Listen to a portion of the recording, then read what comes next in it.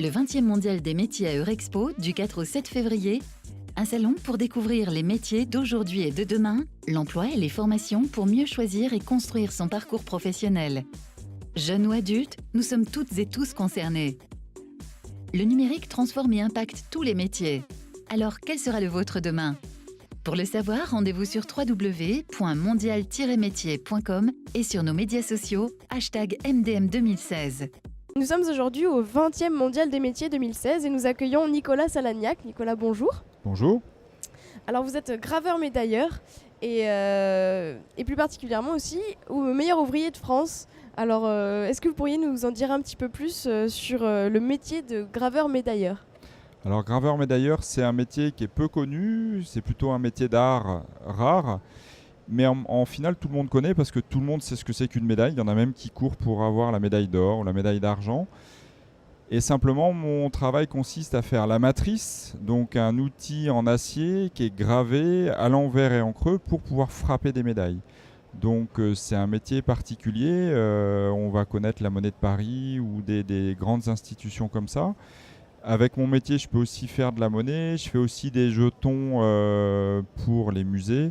La monnaie, je n'ai pas le droit d'en faire, mais sur le principe, c'est la même chose qu'une médaille. D'accord. Et donc, comme je le disais, vous êtes meilleur ouvrier de France. Qu'est-ce qui vous a poussé à l'époque à faire cette compétition ? Alors ce concours, en fait, j'étais salarié dans une entreprise à Lyon. Je m'ennuyais un petit peu au travail et surtout, il y avait un meilleur ouvrier de France qui, à l'époque, devait avoir une soixantaine d'années, qui travaillait en freelance pour l'entreprise et qui ramenait donc ses matrices. Et à chaque fois que ces matrices arrivaient à l'atelier, moi j'avais les yeux avec plein d'étoiles. Et c'était pour moi un modèle de quelqu'un à suivre pour pouvoir m'améliorer dans mon travail. J'ai eu à la base une bonne formation à l'école. J'ai appris mon métier à l'école Boulle. Je suis rentré à 15 ans. Je suis sorti de l'école 5 ans après. Après, j'ai travaillé avec des patrons. Et là, je crois que j'avais 25 ans. Et voilà, le concours, je le passe parce qu'il me pousse à passer ce concours de meilleur ouvrier de France, dans l'idée d'aller plus loin, dans l'idée d'aller apprendre, dans l'idée d'aller embêter les anciens en ayant un bon prétexte, en disant voilà, j'ai besoin d'apprendre l'affûtage, les outils, etc. Et c'était une belle expérience. Et est-ce que vous en êtes justement satisfait ? Est-ce que vous avez appris ? Est-ce que vous avez eu tout ce soutien ? Qu'en retenez-vous de cette expérience ? Ah, c'était fabuleux. Moi, aujourd'hui, j'essaye de coacher des gens qui vont vouloir passer le concours de meilleur ouvrier de France dans les métiers d'art. Et l'une des choses que je leur évoque, c'est qu'on ne passe pas ce concours-là pour juste faire ce qu'on sait faire. Et il faut se donner l'opportunité justement de creuser plus, d'aller plus loin encore. Je ne vous cache pas que j'ai passé des heures et des heures. J'ai eu 3 ans pour faire ce concours après mes 35 heures. J'ai pas calculé mon temps parce que peu importe, c'était surtout du temps d'apprentissage, mais c'était une très très belle expérience. Bon, derrière, c'est un peu comme Icare, hein, j'ai eu des hauts, des bas, j'ai eu même des très très bas parce que j'ai failli tout arrêter, mais c'est un super challenge qu'il faut faire. Donc, comme nous disions tout à l'heure, le métier de graveur médailleur, on n'en parle pas beaucoup, peut-être pas assez. Et est-ce qu'on pourrait avoir justement votre regard sur l'importance de la présence d'un métier comme le vôtre lors d'événements au Mondial des métiers, par exemple ? Alors, on est invité par la Directe depuis quelques années, notamment dans le cadre des métiers d'art, avec des meilleurs ouvriers de France, dans l'idée de pouvoir participer au Mondial des métiers pour pouvoir être en contact avec des jeunes qui vont être intéressés ou curieux de nos métiers pour en faire leur métier ou pas. Et on est là dans l'idée de pouvoir les conseiller un petit peu, de les orienter. On est aussi, les meilleurs ouvriers de France, en contact avec pas mal de monde parce que les meilleurs ouvriers de France regroupent beaucoup de métiers.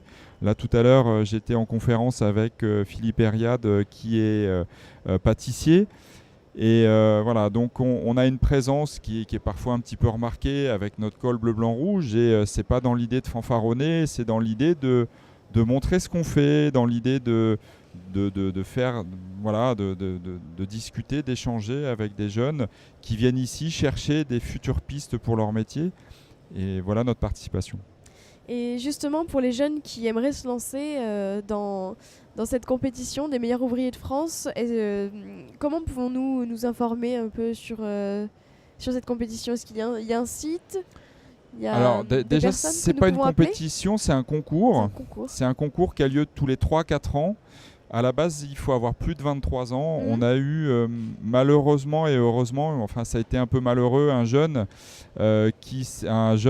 compagnon du Tour de France qui s'est inscrit et qui a été meilleur roué de France en couverture ornemaniste. Mais au moment de son inscription, il avait moins de 23 ans. Il faut avoir 23 ans pour passer le concours. Il a fait une pièce somptueuse, mais il n'avait pas l'âge requis. Alors je trouve que dans ce sens-là, c'est dommage. Mais donc il a été disqualifié. Mais derrière, il a repassé le concours, je crois, le dernier concours en 2015. Et il a réussi le concours. Donc ce que je pourrais conseiller à des jeunes qui seraient intéressés par ce concours-là, c'est qu'avant de commencer par le concours, il faut déjà commencer à aller bosser chez des patrons. Il faut déjà aller se faire frotter un peu la couenne pour apprendre son métier. Parce que voilà, après, il y a des cas particuliers, mais il faut quand même avoir une bonne maîtrise de son métier.